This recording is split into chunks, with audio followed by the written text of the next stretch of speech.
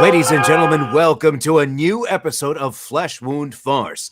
This is your host, Ozzy V, and with me as always on this program is first in the Northern Bay Area is Greg. Say hello, Greg. Around there. How's it going, Ozzy? I'm great. I got a little twisted because as soon as I was done watching the movie, I immediately started the commentary and I cut midway through the commentary, so my brain's not exactly, how it normally is, I guess. Maybe that's the good thing in some cases anyway. Also with us is the producer, Todd.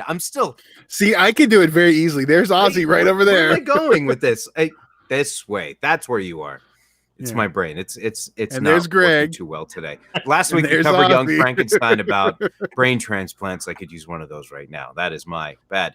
Now, ladies and gentlemen, anyway, we did watch Dracula Dead and Loving It this week, and I think I actually enjoyed it more this time around. I can't remember the last time I saw it, but I definitely enjoyed it this time around a lot more. Reasons we'll get into in just a moment. Any initial thoughts before I got the DVD with me right now, and I was going to read the back cover of it. Any initial thoughts before I jump into that? No. Go ahead. No, it was fun. Just to get into. I do have to say this is probably only the second time I've seen it since it originally came out. All right, so the back of the DVD reads, Mel Brooks, the unhinged movie parodist whose blazing saddle sent us westward ho ho ho, and whose Young Frankenstein electrified mad scientist nuts and jolts, now stokes the Bram Stoker vein with the comedy transfusion Dracula Dead and Loving It. Leslie Nielsen plays the title role, and what's not to love? His count is a pratfalling evil prince of a guy who believes in long relationships. Brooks portrays vampire hunter Van Helsing, who won't give a bloodsucker an even break. Steaks, garlic, mirrors, and more. They're all part of vampire lore. And along with top supporting players Steven Weber, Peter McNichol, and Harvey Korman, they're all part of Brooks's tricks and shticks, assuring that from dusk to dawn, the hilarity's on. Now, it was an absolutely fantastic cast there. And one that was not mentioned, actually, was also Amy Yazbek, also in the movie. Fantastic job. I've talked a lot. You guys want to jump in there with anything? You guys, I guess one thing I just wanted to say real quick is how good everyone played true. Like, because it didn't feel like and this, this happened to Young Frankenstein as well. It's a Mel Brooks thing. He says in the commentary that with parody, everything other than the comedy has to be utterly real, and that's the only way it could work. The comedic explosions don't work as well if you don't play him serious, and that's something that also they mentioned with Leslie Nielsen, is he has such that talent of being hilarious while straight. Right. No, the cast was fantastic. And one of the fun parts with the cast that I hadn't realized until rewatching it is the dynamic duo of two women that we knew as Maid Marian and Brunhilde from Robin Hood Men in Tights, who had actually come together before that movie. And I don't remember the name of of Brunhilde in this movie, but there was definitely that moment of, I know that face. Oh, wait, they're together again. That's fantastic. Yes, but the movie was fun. That was also mentioned on the commentary by Emmy Yazbek there. Also, funny note is the particular scene in the opening, the horse carriage driver. That actor is an Italian actor, and he's actually at the time was the Jay Leno of Italy. He had a nightly television show that translated to something about joke news or something along those lines. So that was a fun, I guess, Easter egg. And maybe the fact that, like, I don't know if I just never noticed this before, or maybe it was just the two movies back to back and knowing the Robin Hood Men in Tights thing. But I didn't realize how much Mel Brooks was much like many other directors that loves to cast some of the same people over and over. Well, seeing Igor come back was fantastic. A callback to our Young Frankenstein the other day. Right. Uh, and it was also mentioned that the same people who wrote the screenplay for Dracula and wrote the same screenplay for Robin Hood Men in Tights. And then actually, after finishing Robin Hood Men in Tights, it was one of those things that they just, hey, why don't we just do a Dracula movie for fun? And that's how it came to be. So that's why you see a lot of the same people there. One of the writers, do I have his name here? I don't have his name here. It should be, yes, Rudy DeLuca. He was the guard that initially, when he goes to Renfield in the cell, he's like, I can't take it. I got to get out of here. And that's when he says, God, right? That same guy plays Vinny in Spaceballs, the robot for Pizza the Hut. No kidding. Yeah. Oh, that's awesome. Yeah. So it was cool to see stuff like that. And, speaking of Marty Feldman, he played the orderly, right? Am I wrong there? Todd? In this one? Yes.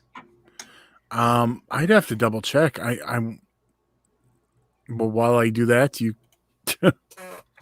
okay, because what I realized is that orderly, he's the actor that they repeatedly use in Saved by the Bell. You know what? That's what I thought. He was already dead when this came out. He died in 1982. That's why when he said, I was just like trying to think, did I miss it? But yeah, no. That did look like him, though. I'm trying to see. I can't remember what his name is, though. But it is. It is a vampire movie, so you never know. That's a fair point. That is a fair point. So I want to ask you guys about your favorite lines from here, and I'll just kick things off. Personally, it was now the scene that I'm about to reference. In the commentary, they mentioned that in the original Bram Stoker novel, that Dracula and Van Helsing never have a scene together. They never see each other face to face. So that was never remedied until later variations, like in the play and the movie. So they had wanted to take this opportunity for that. And in the line where he's being introduced, he says, Professor Abraham Van Helsing from London University. He's a doctor of rare diseases as well as theology and philosophy. Camera cuts to Mel Brooks, turns, says, and gynecology. Turns back, says, oh, I didn't know you had your hand in that as well. And watching the commentary after that, he says, oh, horrible joke. And I'm like, no. Fantastic. Fantastic.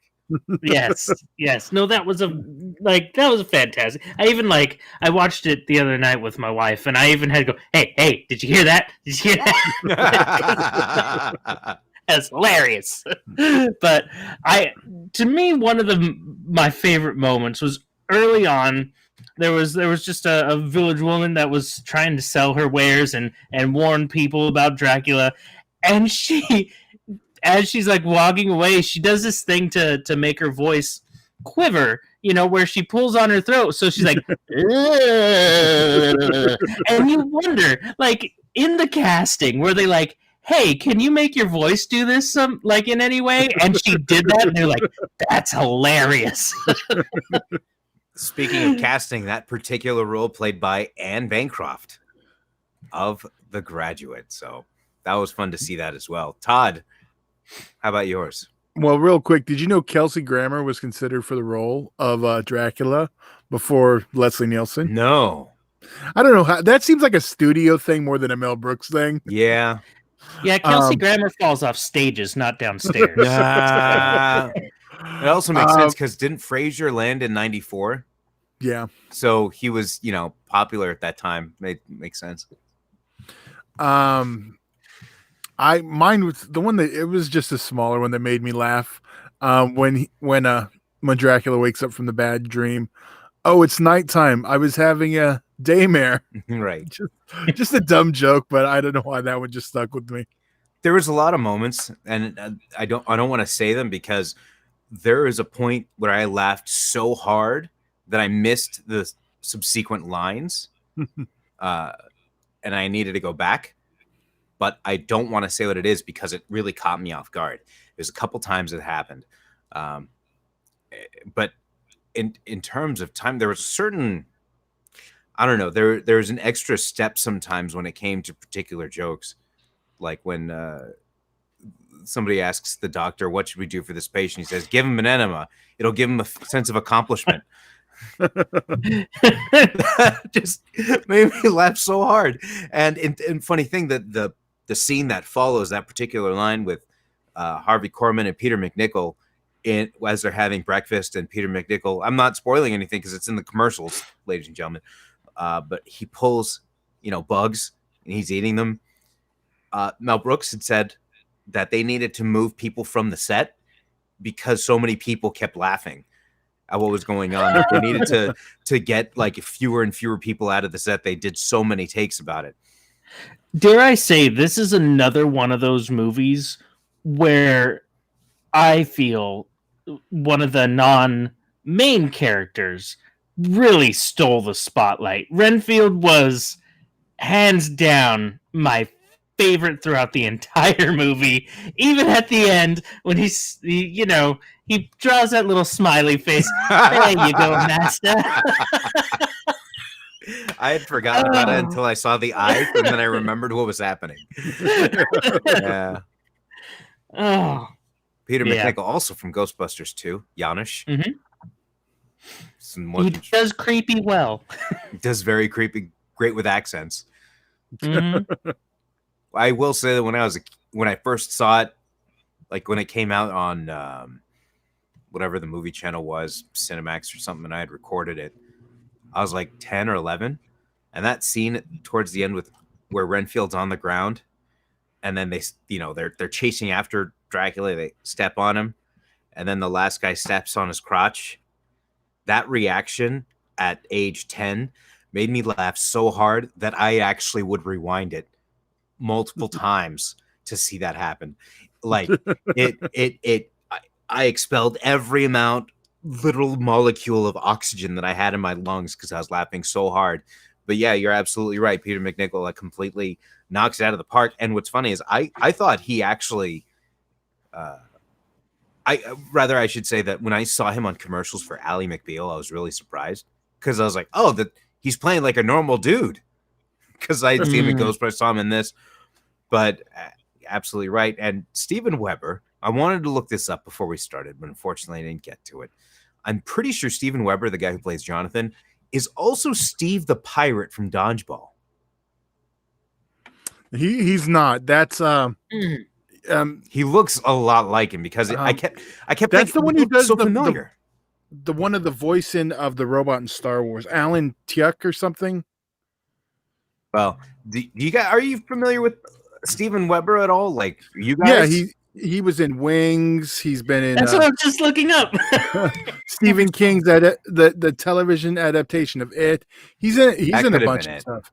Yeah, that could have been it because he looked so familiar. Now I'm going to look up the. But anyway, so let's get to our ratings. I'll kick things off. Initially, when I had first seen this movie and I knew we were going to see it, I thought it was going to be like a 3. But I really want to get maybe like 3.5, but I really want to give it a 4. I want to give it a solid 4. I enjoyed it more than I thought.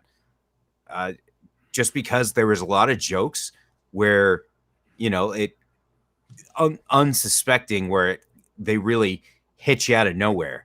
And they really made an effort to, not that I guess this doesn't have anything to do with the rating, but I guess it was more interesting that they tried to keep it in a studio as much as possible.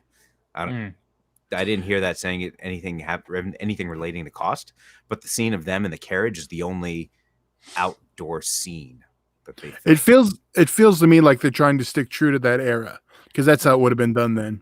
And that's actually what they mentioned. They when they thought about going black and white, they thought to go actually Technicolor to similar to the styles of Coppola and the Hammer films. I was going to say the Hammer films. Right. So I'd say solid 4 because it's a good movie, not just, a stupid comedy, but it felt like a good movie. Greg? I had a tough time with this because I found a lot of great moments.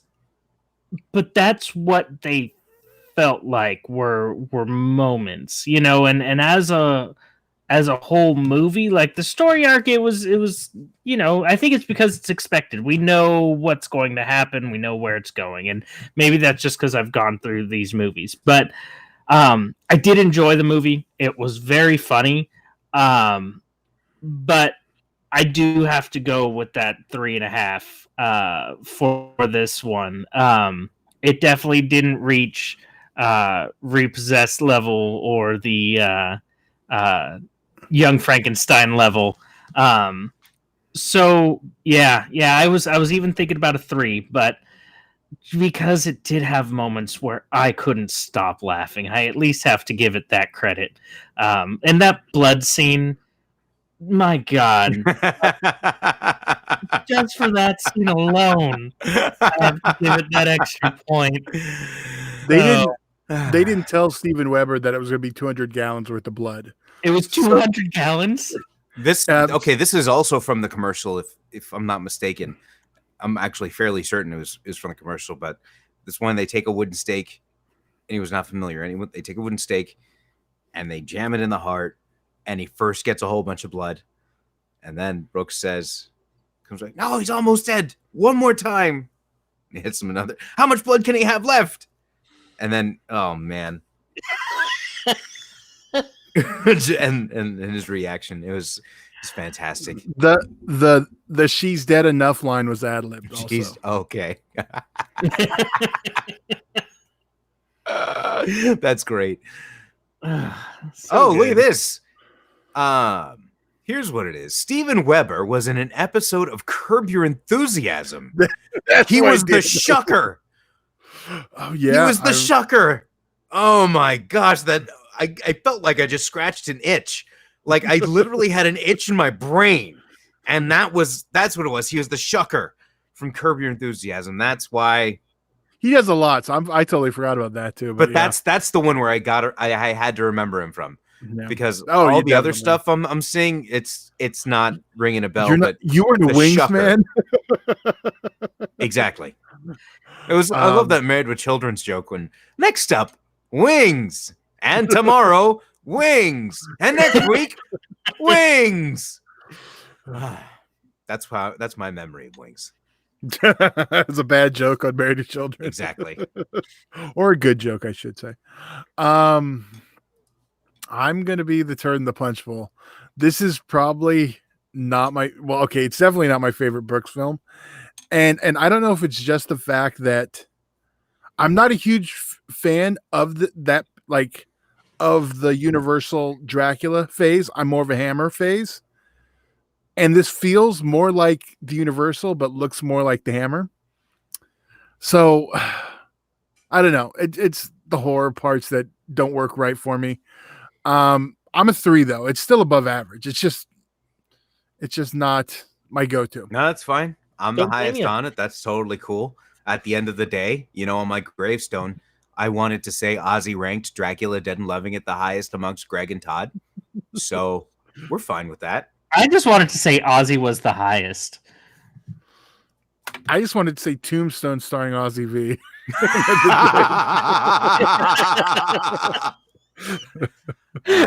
Well, that's genius. There is a green screen behind me, so maybe, I don't know. Did you want to do something right here? We'll see. All right. Well, having said that, we do have Halloween coming up this Saturday, because by the time this comes out, this is our last episode before Halloween. And when we come back next week, we haven't discussed it yet, but Thanksgiving's coming up. So I'm telling you guys right now, I'm very adamant about this. I'll be very upset if we... Yes, Planes, Trains, and Automobiles, the episode before Thanksgiving. We also have another Thanksgiving comedy I don't think is well-known enough, named Dutch, starring Ed O'Neill. It's fantastic. Yeah. We'll be watching those, and there'll still be one more that we got to throw in there. That'll be next week. We're going to leave those two as close as we get to Thanksgiving. Those are we're going to watch, but absolutely Planes, Trains, and Automobiles leading up to that. But until then, we will be back next week with a new episode with another stupid movie. Not sure what movie that's going to be, but we'll be announcing that shortly. So stay tuned. He's Greg. That's Todd. That's Todd. That's Greg. There you go. Yeah, I feel like the Brady Bunch almost. I was gonna say. And I'm Ozzy V. We'll see you next week for Flesh Wound Farce. Have a good night.